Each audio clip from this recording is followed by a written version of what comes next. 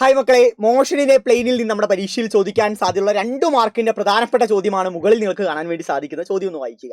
What is the kinetic energy and potential energy of projectile at maximum height, അല്ലെങ്കിൽ highest പോയിന്റിലുള്ള kinetic എനർജിയും potential എനർജിയും എന്താണ് എന്നാണ് ചോദ്യം. ഈസി ആയി തന്നെ പ്രൊസീഡ് ചെയ്യാൻ സാധിക്കും. കൈനറ്റിക് എനർജിയുടെ ഇക്വേഷൻ എന്താ മക്കളെ? That is equal to ½ mv² ആണ്.